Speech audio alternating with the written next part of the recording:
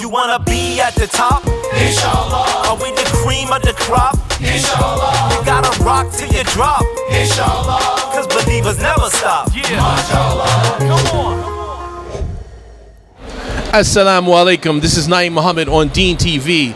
Deen TV, where we're always on, always live at Mass ICNA Convention here in Chicago. And we have one of our honored guests, someone we always love having with us on Deen TV, Sister Ibthaj Muhammad. Assalamu alaikum. Wa alaikum assalam. How are you? I'm doing good. I was supposed to be asking how you doing. How are you doing? Alhamdulillah, I'm good. I mean, post Olympics and everything. I mean, like I said, we've been a fan of what you've been doing for many years now, and to see you at the Olympics representing yourself, all the hard work, you and your family, and even the community on such a world stage. I want to say on behalf of Native Deen, thank you for all that you've done. Now I want to hear about the experience, about how it was and all. How about the lead up, getting ready for it? How was that? Yeah, well, first of all, thank you so much. You guys have always been so supportive of me, so barakallahu feek. I really appreciate that.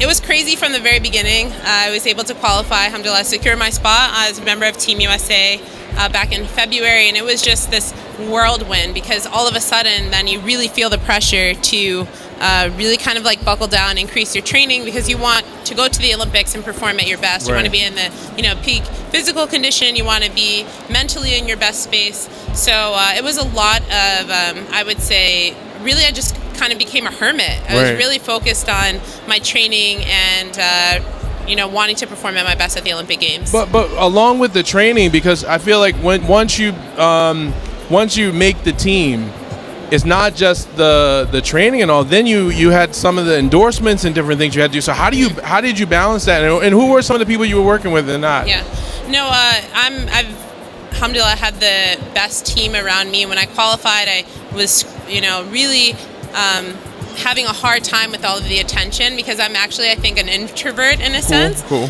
So being able to manage your training schedule as well as the deals that were coming through, the press and everything, getting an agent and working with a good management team has been a really good experience for me.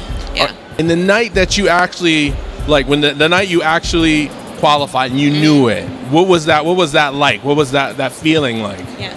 I was at a competition in Greece. I had food poisoning the night before, so I was like so sick, and I made dua and I asked Allah to really protect me and to give me the strength to perform at my best, whatever that meant. Right. And I knew that whatever the outcome that day, it was just like whatever happens, it's written for me, and I'm just gonna go with it. Right. And I won like match after match after match, and I was like, man, mashallah, this is awesome, right? And at the end, like alhamdulillah, in that competition, Olympic qualifier, I won a medal. I think I won bronze. Oh. And for me, when I got home, I kind of went through the same motions. I was scheduling like therapy appointments. I was working on trying to figure out times to work with my coaches. And I found out I qualified with everyone else. I found out online. Nice. So I didn't know I qualified for the Olympic team. Found you were just like online? Online. No, people were texting me like, congratulations. And I'm like, man, another Muslim thinks I made the Olympic team and I didn't yet. So to find out online kind of even with everyone I said else. that. I think one of the times I interviewed you, I said you were on the U.S. fencing team. Yeah. And it wasn't Olympic, but now you're definitely on the U.S. and you are now an Olympian. Yeah, MashaAllah. An Olympic medalist. Excuse me. Right. Olympic medalist. Let me get myself straight. Now, what was it like? I mean, anybody used to, how many people out here used to like watch the Olympics? You watch the Olympics and everything like that, and like, most of the time you watch the Olympics like, okay, there's got to be a sport I can do. I think I can do that thing with the ball thing. I can do that. I can start running.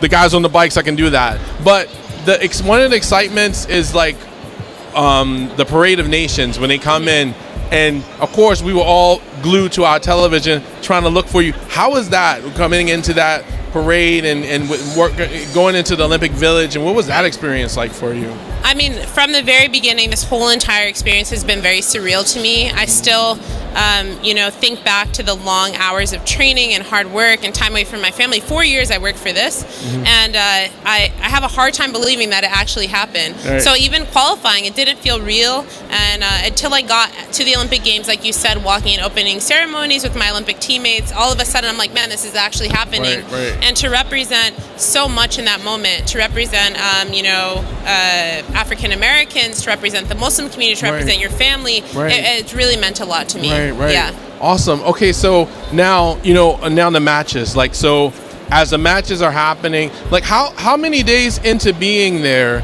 did your matches start? You start your semifinal, all of those. So we had 2 days of competition, one in individual, one in team. Right.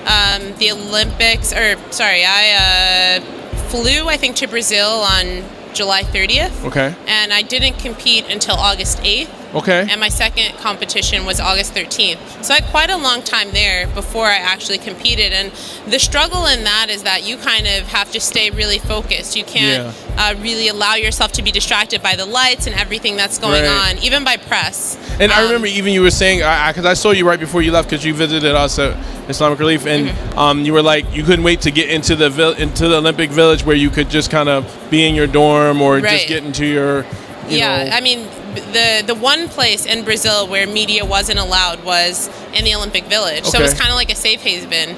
You didn't have to deal with reporters. You didn't have to deal with photographers. You could just be in your space, which I appreciated. Were there any? I'm sorry. This is gonna be long. I'm sorry. Were there any Olympians or posts or people you're gonna meet that you were excited to meet when you got to Brazil? Was there anybody like, I really want to meet this one, that one? Was there any came to mind like that? I've always really looked forward to meeting Serena and Venus. Okay. For like a multitude of reasons, but specifically because I remember as a kid. Because you and your sister are like the Venus and Serena of like fencing for us, but in our go heads, ahead. right? Yes, we are. Mashallah, like they're phenomenal athletes, and I think what's most important to me about Serena and Venus is that they've always been unapologetic about who they are. Right. And there's so many parallels between the tennis world and the fencing world in a sense that it can be a very white-dominated sport, and it can be difficult as a person of color to navigate your way and also be successful. And I shared some similar experiences to Serena, obviously not at the same level because Serena's awesome, but it was nice to meet her and see how humble she is. Like, I've hung out a few times with her and her sister post-Olympics, and her embracing a lot of the African-American athletes, the female athletes that, broke so many barriers at the Olympic Games, from Michelle Carter to Natasha Hastings, our sister Dalila Muhammad. So there's so many athletes, Simone Manuel, Simone Biles. So to be able to share in that experience with other African-American women, pushing boundaries and breaking glass ceilings has been a phenomenal experience that I wouldn't trade for anything. MashaAllah, and you did it with such grace. Now, you walked away with you were with the team bronze, as I understand. Right. So I won a bronze medal in the women's saber team event. Excellent. Because we were watching, and one of the things, like, you have like this kind of one like video game kind of move thing you do with the whole jumping in the air and kind of go through. What did it look like?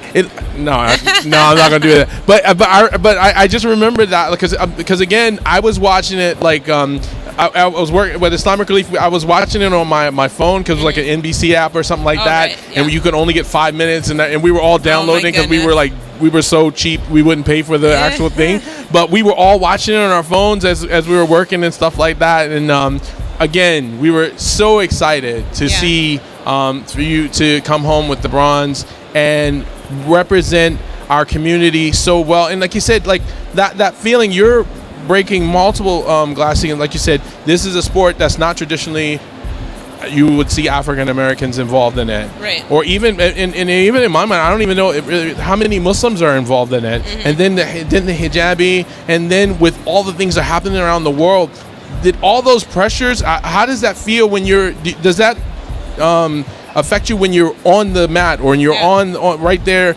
in competition, or do you put that out? Subhanallah, it's interesting because for me, it's never felt like a burden. Because when I see how difficult it is to be a Muslim right now, with everything that's going on, especially in our political environment, where Muslims are being painted in a really bad light. So I was excited to help challenge and change the narrative, in particular of the Muslim woman. I was just kind of tired of the same image that's perpetuated in the media that to me wasn't representative of the Muslim women or representative of the Muslim women and Muslims that I know. So to challenge that and to show people that, you know, Muslim women have a voice. We're not all Arab. You know, we're not oppressed. We play sports. We're active, and we're actually American by birth. I think it's something that America needed, and I feel like it couldn't have come at a better time.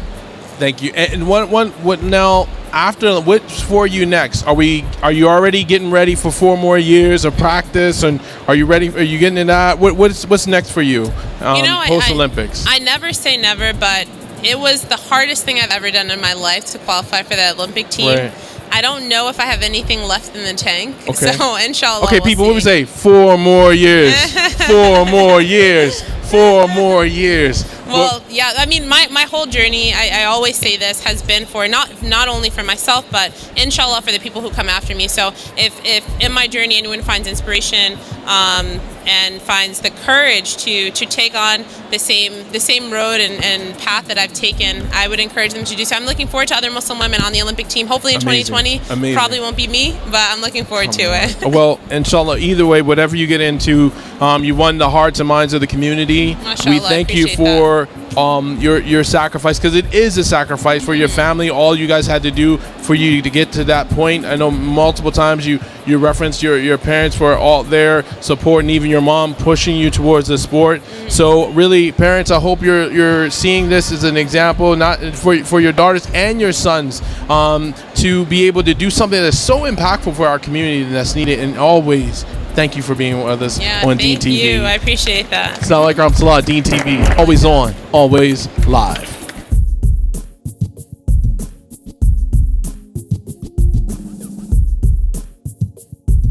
This Deen TV video was made possible in part by Islamic Relief, working together for a better world.